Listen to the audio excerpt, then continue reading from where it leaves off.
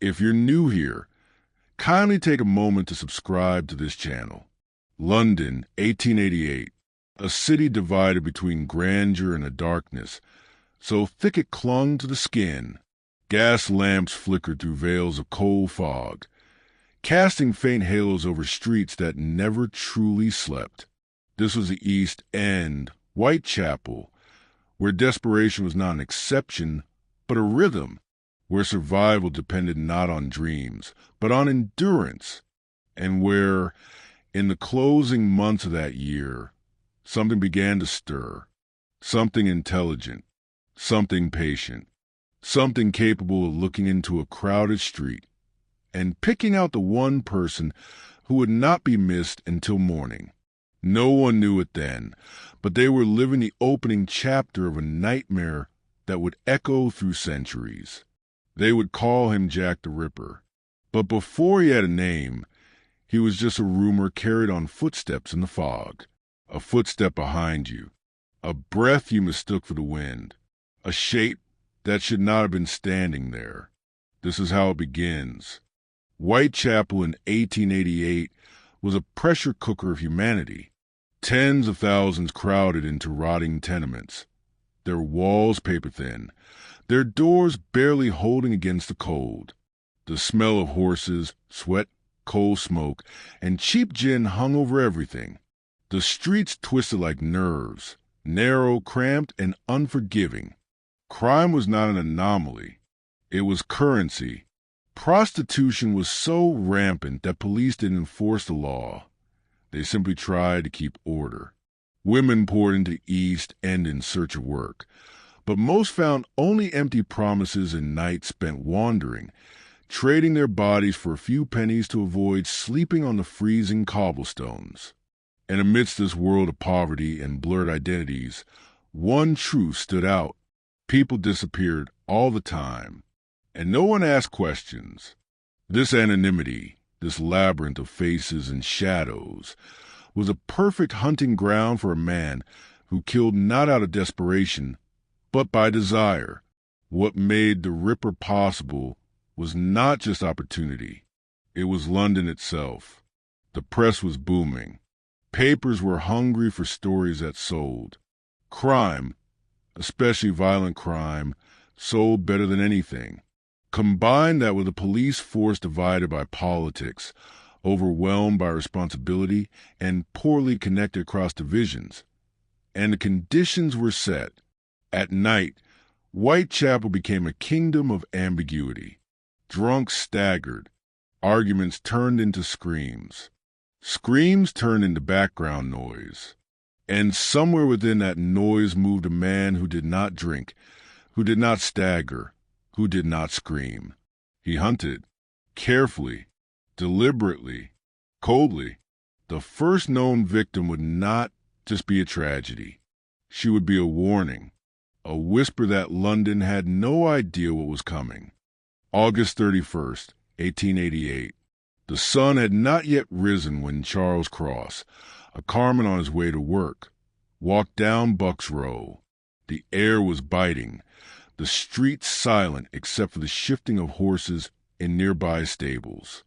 In the dim light, he saw what he first thought was a tarp or a bundle of discarded clothing. As he approached, he froze. It was a woman, still, on her back, her skirt pulled up, her throat cut so deeply the skin gaped like torn cloth.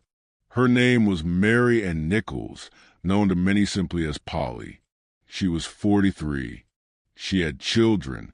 She had been searching for a bed for the night, turned away for not having the small fee. Her last words to a friend just hours earlier had been, "I'll soon get my DOS money. See what a jolly bonnet I've got now." She never made it to her bed. Police arrived within minutes, but the scene was compromised instantly. The street filled with curious eyes, confused voices, careless footsteps. No perimeter, no cordon, no real understanding of what they were facing. What the officers didn't yet realize was this. Polly Nichols wasn't just murdered. She was presented, her throat cut twice, and on closer inspection, as morning light crept over bricks, her abdomen had been viciously slashed open. The killer had taken his time. He had not been interrupted, and he had left not a single trace that the police could use. London had seen murders before, but not Lee. This. By noon that day, newspapers were already buzzing. A woman killed in Bucks Row, another prostitute, another sad tragedy of the East End. But the details, once they leaked, were different this time. The brutality was surgical, focused, intentional. People began whispering that no ordinary man could do something like that.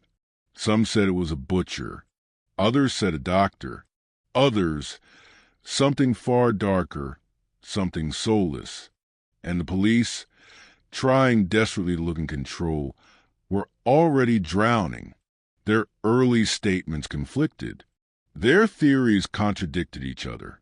Residents of Whitechapel, who had never trusted the authorities, began to think the unthinkable. Whoever killed Polly Nichols was going to kill again, and there was nothing anyone could do to stop him. Polly's death wasn't a crime. It was a promise. September 8th, 1888, barely a week later. A few minutes after 6 a.m., in the backyard of 29 Hanbury Street, the body of Annie Chapman was found. Annie was 47, ill, struggling, drifting through nights much like Polly's, searching for coins, warmth, and temporary safety. The sight that greeted the witnesses was worse than what had been done to Polly. Far worse. Annie's throat had been cut so deeply she was nearly decapitated. Her abdomen had been opened wide, and this time something was missing. Her uterus had been removed cleanly. This was no frenzy, no drunken assault. This was skill. A careful extraction done in near darkness with terrifying efficiency. Witnesses reported hearing voices in the early morning, one particular phrase echoing faintly over the fence. "No, no, don't." By now, the newspapers were ravenous. They labeled the killer not just a murderer, but a monster, a phantom, a silent figure who vanished between breaths.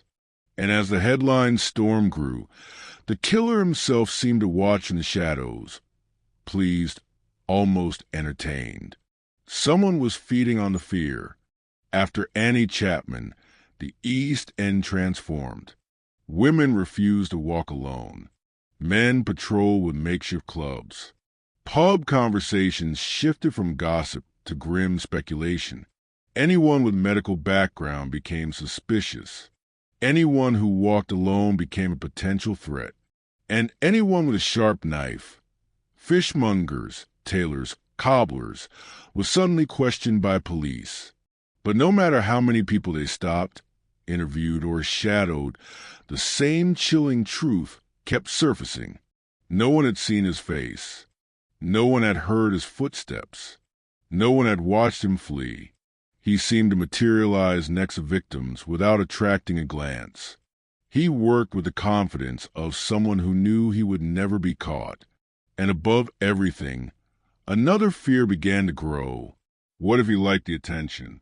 What if the press wasn't exposing him, but encouraging him?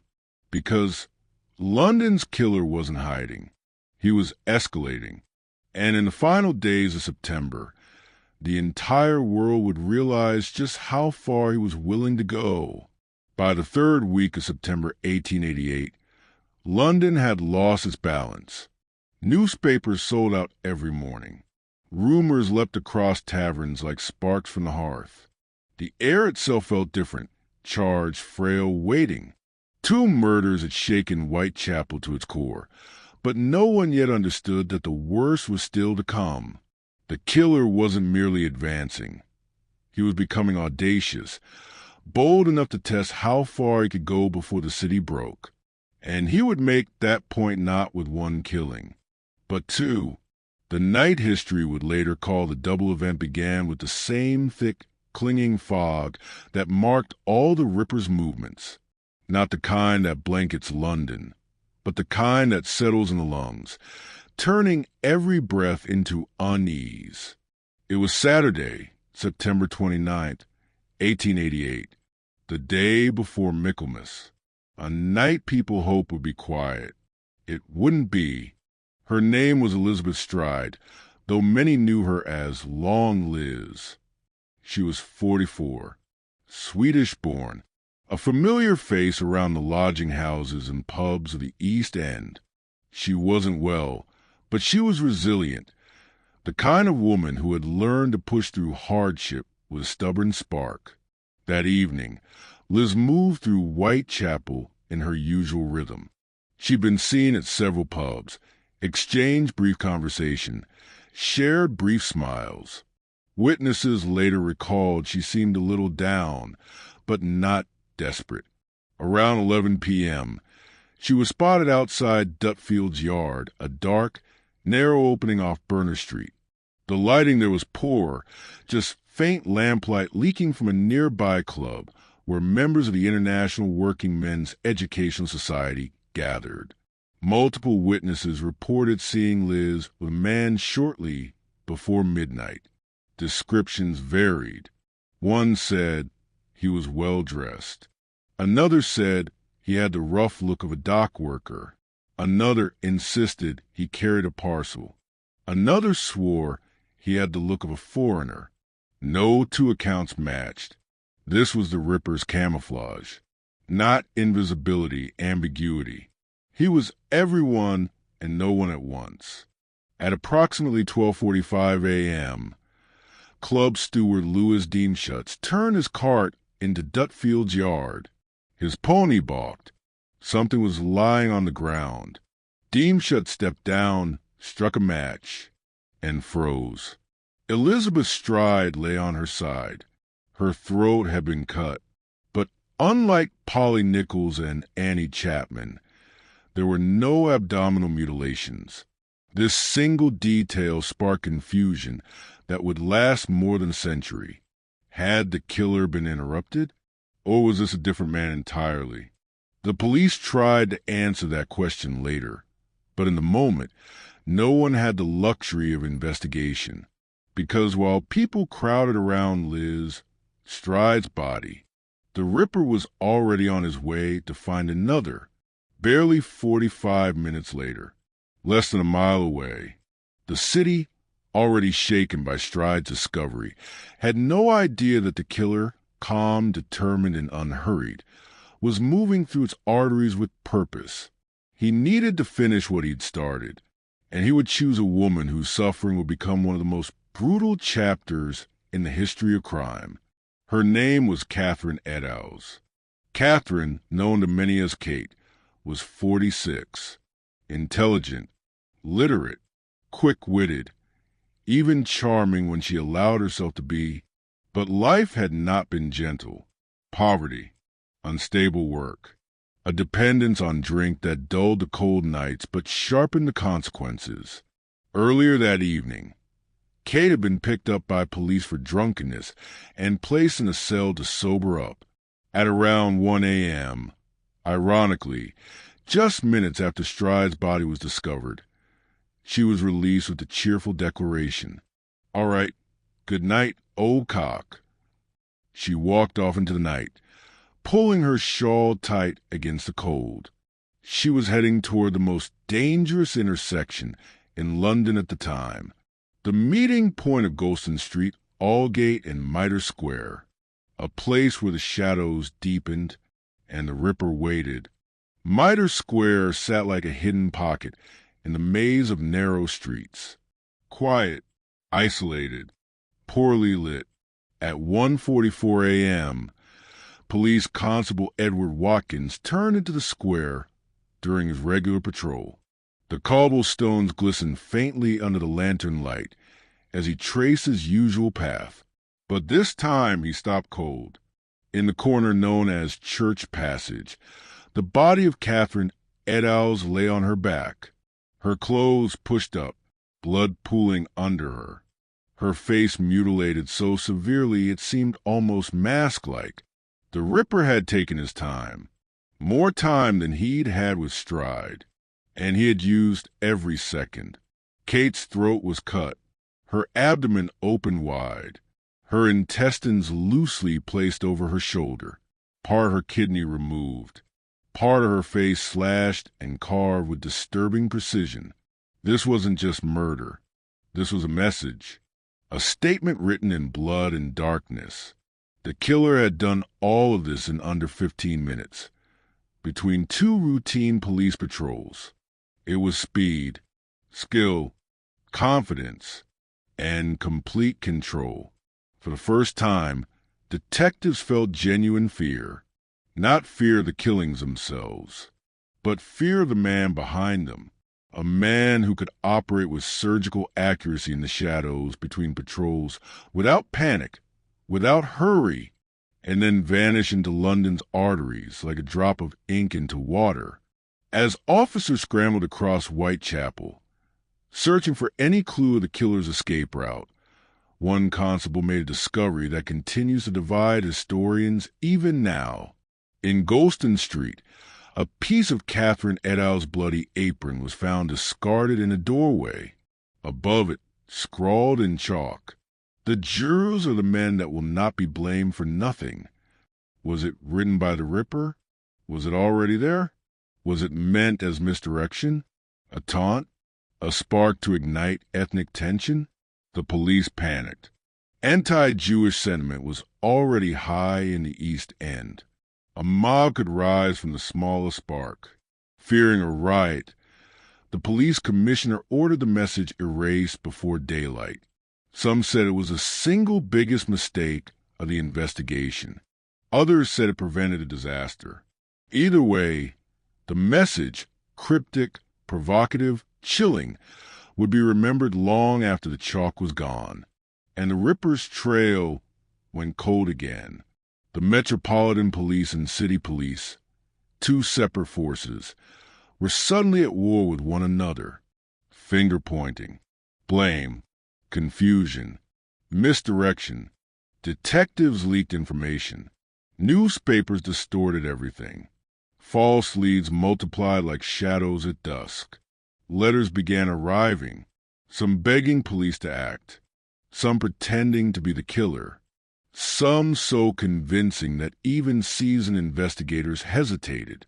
One letter, written in red ink, signed, "Yours truly, Jack the Ripper."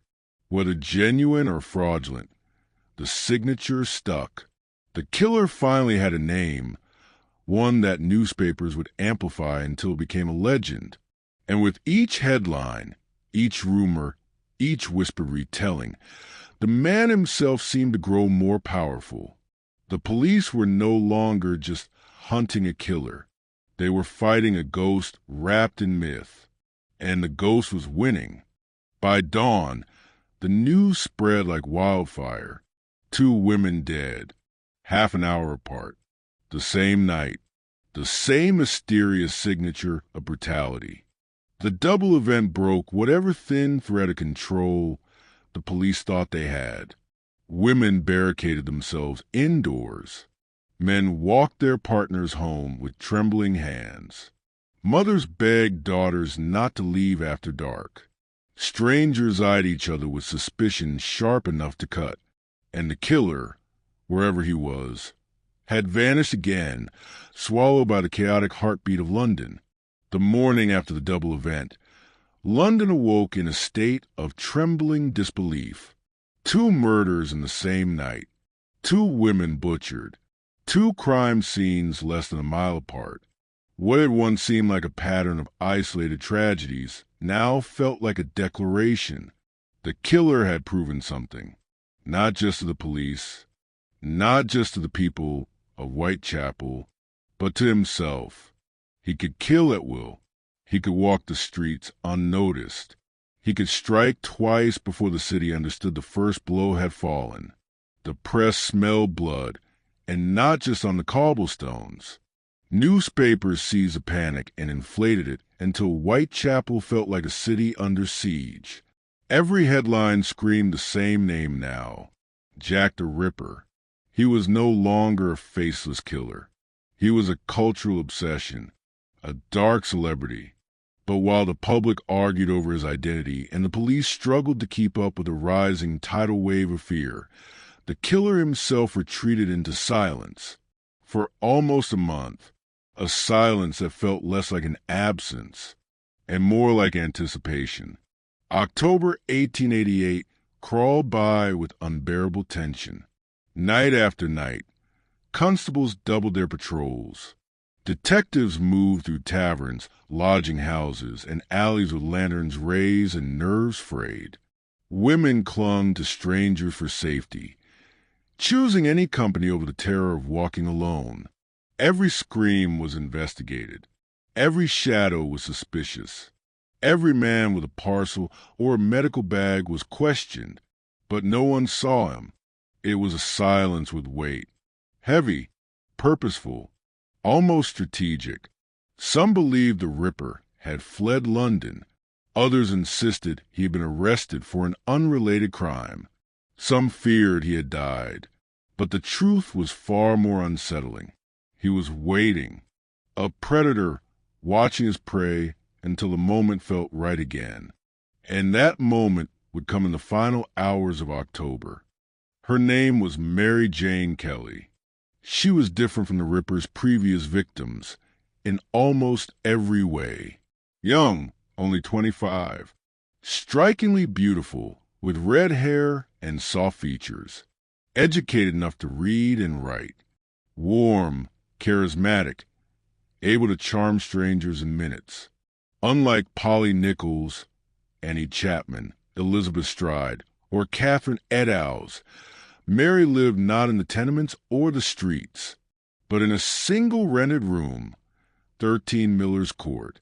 She had a bed, a fireplace, a door she could lock, a luxury in Whitechapel. But Mary also carried her share of shadows, a turbulent life, relationships that came and went, a struggle with alcohol, a desperation to maintain dignity in a world that offered very little. And she was young enough, strong enough, vibrant enough, that many believed she still might one day escape the East End. But fate had already placed her on a collision course with the man whose name now commanded fear across the world. Mary Jane Kelly would become not just a victim, but the most haunting chapter in the entire saga.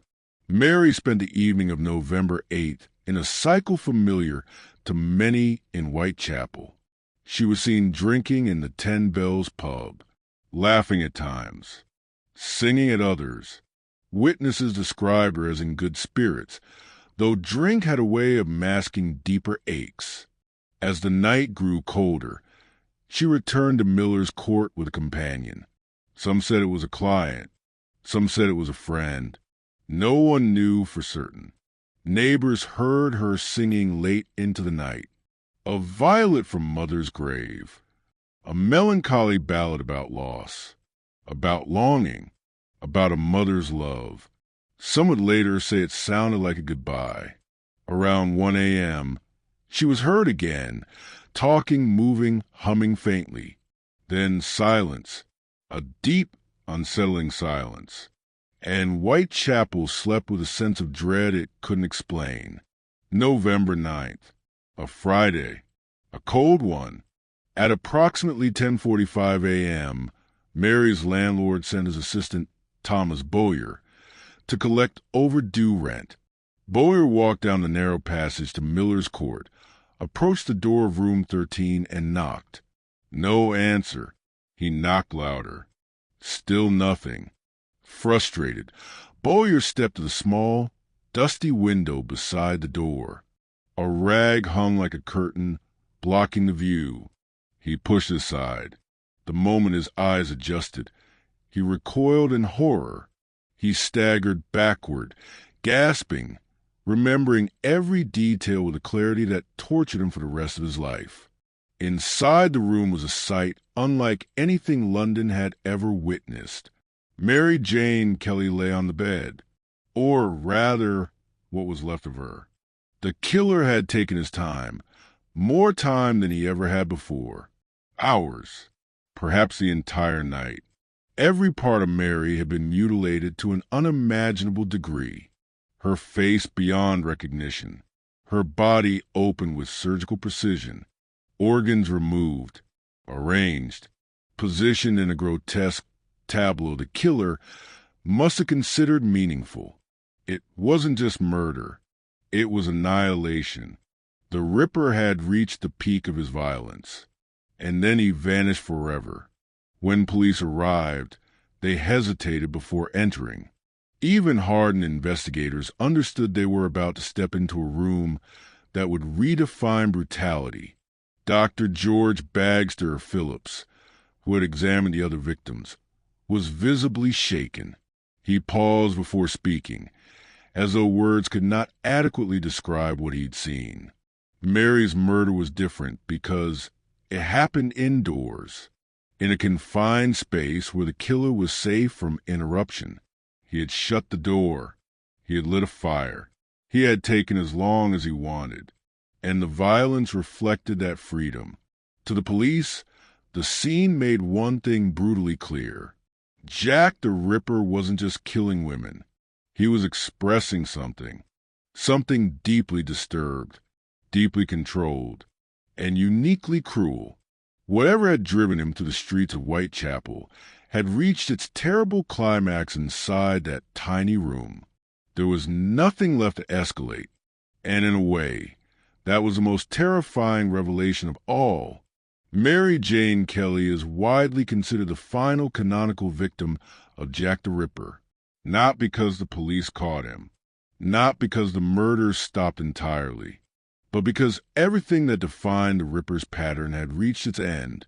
He had killed indoors. He had taken his time. He had pushed his violence to the furthest limit imaginable.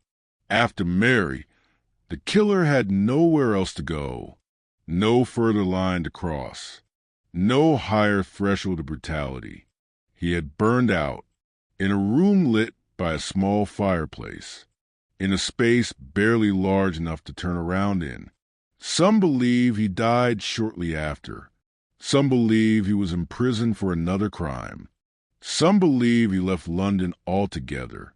Perhaps he simply realized he had fulfilled whatever dark obsession had guided him. Whatever the truth, after Mary Jane Kelly, Jack the Ripper disappeared into the fog, swallowed by the very shadows that had helped him kill. The murder of Mary Jane Kelly sent shockwaves throughout Britain.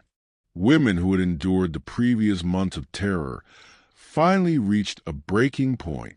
Whitechapel hardened, trust dissolved. Fear became ritual.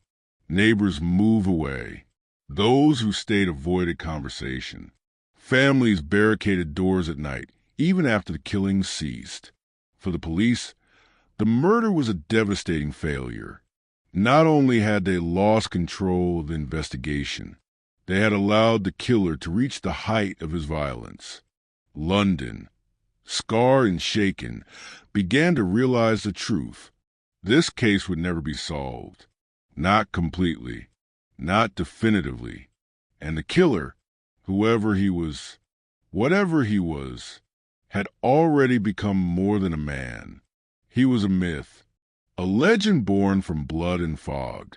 And legends don't need bodies to stay alive.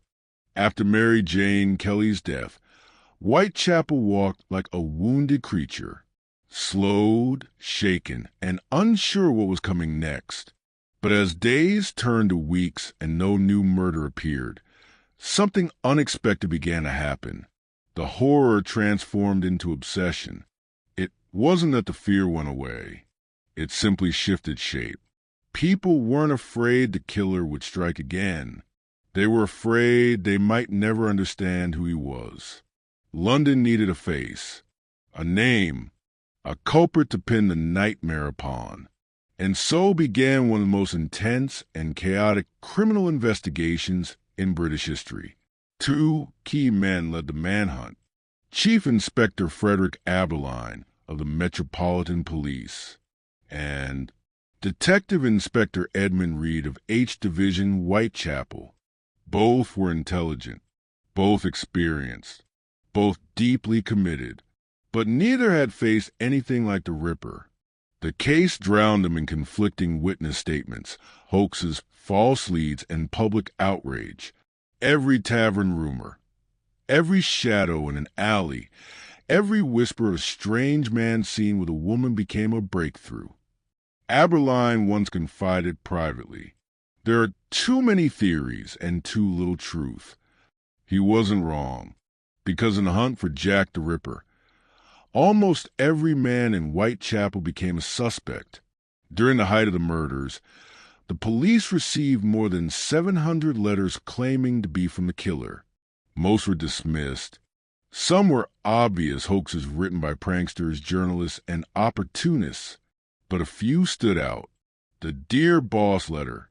This is a letter that first used the name Jack the Ripper, written in red ink, clever in tone, eerily composed. But many believe it was authored by a journalist hungry for sensational headlines. The Saucy Jackie postcard arrived shortly after the double event. Referenced details not yet public. Raised eyebrows. Raised debate. The From Hell letter, sent with half a human kidney, preserved in alcohol. The tone was different, disjointed, crude, feral. Some experts say this was the only letter that felt like the work of the killer himself. Others point out that medical students had easy access to organs. The truth? No one knows. And that uncertainty kept London on edge long after the ink dried. One of the earliest and most persistent suspects was Montague John Druitt, a barrister and part-time schoolteacher. Educated, polished, respected. But in December 1888, barely a month after Mary Kelly's murder, Druitt's body was pulled from the Thames. He had drowned, likely by suicide. He had been dismissed from his teaching job shortly before. His family believed he suffered from mental illness. A senior police official later wrote that the murders ceased after Druitt's death, but the case against him lacks foundation. He had no known connection to Whitechapel, no history of violence, no evidence placing him near any crime scene. A tragic man, yes, but likely not the killer. Perhaps the most frequently cited suspect today is Aaron Kosminski, a Polish-Jewish immigrant who lived in the heart of Whitechapel. He struggled with severe mental illness. He heard voices. He refused food unless it came from the gutter. He wandered the streets at night. Kosminski was eventually institutionalized, where he lived for decades. Some officers strongly believed he was the Ripper. They said a key witness identified him, but refused to testify. But Kosminski's profile doesn't perfectly align. His violence was self-directed, not outward. He had no known skill with knives. And the murder stopped, but he lived on quietly for years. Was he capable of brutality? Possibly. But was he a cunning, methodical killer who evaded the entire police force? Doubtful. A Russian-born con man. Charming, intelligent, deceptive. Police included him on their official suspect list, but later forensic research showed he was imprisoned during the murders. A master fraudster, yes, but not a murderer in Whitechapel. A Polish barber surgeon who poisoned multiple women years after the Ripper murders. He lived in Whitechapel during 1888. He owned sharp instruments. He understood anatomy. He even had a sinister chill about him, something people noticed even decades later. But poisoning is fundamentally different from the Ripper's mutilations. The psychology does not align. A killer can evolve, but rarely does he reverse from savage mutilation to slow poisoning. Chapman was a murderer, but probably not that murderer. Many believe the killer had medical knowledge. Why? Because the mutilations appear deliberate, organs removed with precision, incisions made with a steady hand. But Victorian London was filled with men who used knives daily. Butchers, meat cutters, surgeons' assistants, cobblers, tanners. A steady hand did not automatically mean a medical degree. Still, there was one suspect who fit the medical theory almost too well. This is where the story crosses into conspiracy. Sir William Gull was Queen Victoria's surgeon. Brilliant, respected, connected. In the late 20th century, a theory exploded into public imagination that the Ripper murders were part of a royal cover-up involving Prince Albert Victor, a secret marriage, and a child the crown wished to hide. In this version, Gull becomes a ruthless agent protecting the monarchy. It is dramatic, it is cinematic, and it has almost no evidence behind it. Gull was elderly and in failing health. He had ministers and servants attending him at all hours. He was powerful, but not omnipresent. Still, the theory persists because it offers something people crave: a sense of order, a sense of explanation. A villain with authority, not anonymity. But history rarely aligns so neatly. Another modern suspect, a wealthy Liverpool cotton merchant. His name exploded into the Ripper world after a diary surfaced in the 1990s claiming he was the killer. But the diary is almost certainly a forgery, and Maybrick was very far from London during most of the murders. Another illusion, another dead end. For all the suspects, one possibility remains stronger than any other. Jack the Ripper may have been someone completely ordinary, a laborer, a sailor, a butcher, a man who blended into the Whitechapel night so seamlessly that no one ever thought twice. No famous name, no conspiracy, no dramatic confession, just a predator who walked beside thousands of people unnoticed. The most chilling possibility of all.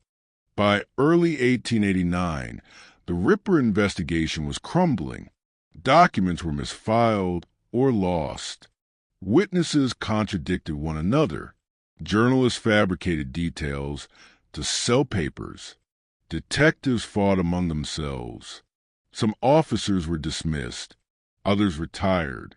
A few tried to continue the hunt, but found only shadows. The case was not officially closed. It simply faded, like smoke dissolving into night. The unanswered questions hardened into legend. So who was Jack the Ripper? A madman? A surgeon? A sailor? A stranger? A friend? A myth? The truth hides in a maze of confusion, lost records, and the fog of a century's retelling. But one thing is certain. He was not a ghost, not a demon, not a phantom conjured by newspaper ink. He was a man who used London's darkness as his cloak, a man who hunted without remorse, a man who walked among crowds unseen. And his greatest weapon was not the knife, but anonymity. Night over Whitechapel never truly felt like night. It felt like something slower, heavier, a kind of darkness that settled on the skin and stayed there. As the autumn deepened, so did the paranoia. And by November of 1888, the Ripper was no longer just a murderer. He was an ecosystem, a shadow cast across every street, every drink poured in a tavern, every footstep behind a woman walking alone. His legend was already outgrowing his crimes. His absence now felt as present as his violence once did. When the hour turned and the city realized weeks had passed without a new killing, the public split into two groups. Some prayed the nightmare was ending. Others whispered that the silence meant something worse, something none of them could yet name. The police were fraying. Scotland Yard meetings, once orderly, had become tense gatherings where men blamed each other for having no answers. The public mocked their investigation. Newspapers roasted their failures, and every fresh rumor fueled the belief that the Ripper moved freely untouched, perhaps even protected. Meanwhile, in the narrow off-streets where the poor lived stacked upon each other in decaying tenements, the fear evolved into something more deeply rooted. Women refused to walk alone at night. Brothels began closing early, and the men who once prowled the district after dark kept their distance, avoiding alleys where breath turned to fog and footsteps echoed too sharply. The city wanted a conclusion. The world demanded a face. But Jack the Ripper remained in absence with edges sharp enough to cut. And into this atmosphere came the flood of imposters. Letters poured into police offices claiming responsibility. Men boasted in pubs about being the Ripper until someone sober dragged them to officers. Some did it for attention. Some were mentally ill. Some were simply drunk. But a very small few, sent a chill through investigators before ultimately proving false. The reality was that the Ripper's myth was now reproducing itself. Anyone could claim the name. Only one had truly earned it. Detectives sifted through the noise while still grappling with a torturous truth. The trail of Mary Jane Kelly had collapsed in on itself. There were no reliable witnesses, no fingerprints, no photography that could decipher brutality, no forensic tools that could extract meaning from the carnage. All Scotland Yard truly had was devastation. What they needed was motive, but the murders gave nothing. No signature beyond violence. No pattern of life that could be traced. No escalation beyond the already unimaginable. If anything, Kelly's murder felt like a crescendo followed by silence, like the killer had reached a threshold inside himself. Some officers believed he killed her because he needed to. Others believed he killed her because he wanted to stop. That final slaughter was either a release or a rupture, and without understanding which one, they could not predict if the Ripper would strike again or if he was already gone. For the first time since the murders began, the conversation shifted from where is he to who is he. A quiet fear lingered through the corridors of Scotland Yard. What if Jack the Ripper had never been a faceless figure slipping through alleys? What if he lived in plain sight, a man with a stable job, a room of his own, a predictable routine, a man no one suspected? Whitechapel was filled with such men: dock laborers, sailors, clerks, butchers, foreign migrants, physicians, con men who reinvented themselves, preachers who had private sins, and drifters who blended into the crowd. Detectives began revisiting names on their lists. Hundreds of men interviewed over the course of the killings. Some had alibis that now felt thin. Others had stories that, with fresh scrutiny, seemed rehearsed. But all this reviewing did something unintentional. It made the press hungrier. The newspapers wanted theories. They wanted villains. They wanted revelations Scotland Yard did not have, so the public created their own. Theories took on a life of their own. Some claimed the murderer was a foreigner, igniting xenophobic tensions across London. Others insisted he was a butcher, giving precision of the mutilations. Some whispered about medical students experimenting on the poor. Clergymen warned the crimes were punishment for moral decay. A particularly dramatic newspaper campaign accused an aristocrat, launching conspiracy theories that would outlive the century. But the truth was still out there, silent, unbothered by the noise. Meanwhile, the district itself, Whitechapel, was evolving. Patrols were increased, lanterns distributed, watch groups formed. But fear lingered. Every woman who stepped onto the street carried the weight of those 5 who never returned. Every man who followed too closely risked being chased away with stones. And in the middle of it all, a new detail began emerging. Something not found in the witness statements, not in the case files, but in the hearts of the people who lived through those months. It wasn't just fear of the killer. It was fear of realizing how easily he moved through them, that he blended into their routines, that he breathed the same air, that he walked beside them, unseen. And that realization created a second kind of terror, one that lingered long after the murder stopped. By late November, detectives finally admitted what they had long suspected. The Ripper might have left London entirely. He could have boarded a ship, disappeared into another city, another country, another continent. The world was growing. Transportation was expanding, and the anonymity of travel made it easier than ever to vanish. Some investigators believed he died, perhaps by suicide, perhaps in a fight, perhaps succumbing to illness. Others believed he was incarcerated elsewhere for unrelated crimes. The lack of further murders in the same style suggested one chilling possibility. The killings were tied to a very specific period in his life, and whatever drove that rage had resolved or burned out or been extinguished. But the fear was not extinguished. The East End changed permanently. Women organized together, advocating for safer streets long before such conversations became common. Charities raised money to help the homeless and vulnerable, spurred by the public's guilt over the conditions the victims lived in. And the legend of the Ripper began morphing into something larger than any detective could control. By the time winter arrived, the story of Jack the Ripper had become a narrative whispered across the world. His crimes had reached newspapers in America, Australia, India, Africa, every corner of the British Empire and beyond. And as each article retold the story, the edges of the truth softened, stretched, and sharpened again. A monster was born, sculpted from blood, fear, rumor, and imagination. But in the middle of the myth stood something all too real. 5 women, 5 lives, 5 stories often overshadowed by the fascination with the killer. Their suffering had become a spectacle. Their names were printed beneath headlines that cared more about the murder than about who they were.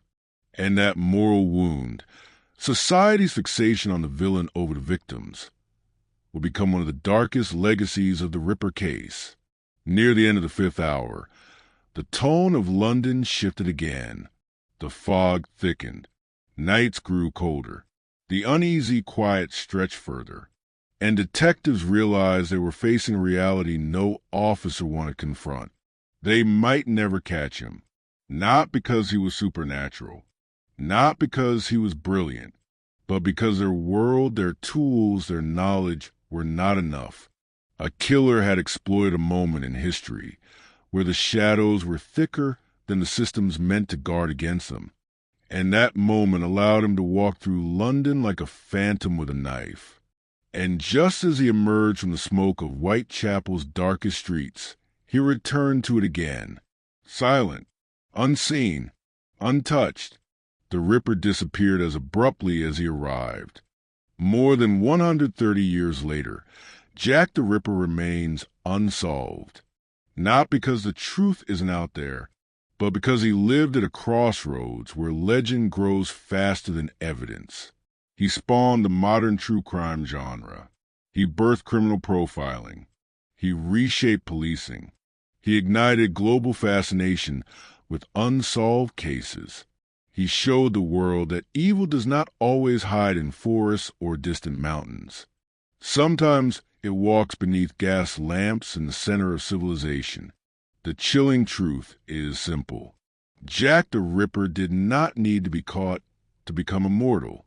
He became a story, a warning, a scar across the history of crime. And like all shadows born from fire, he grew the more people stared. Tonight, we walk out of Whitechapel's fog for the last time.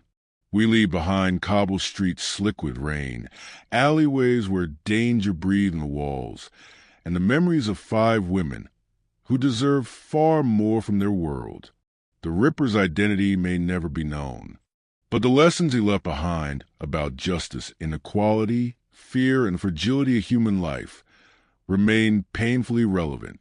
If this documentary held you, if it pulled you into the heart of 1888, if you want deeper, longer, more cinematic explorations of history's darkest mysteries, hit subscribe now. Join a community of people who value depth, accuracy, and storytelling that honors the truth without sensationalism. More investigations await. More stories need telling. And together, we'll walk through every shadow until the past gives up its secrets.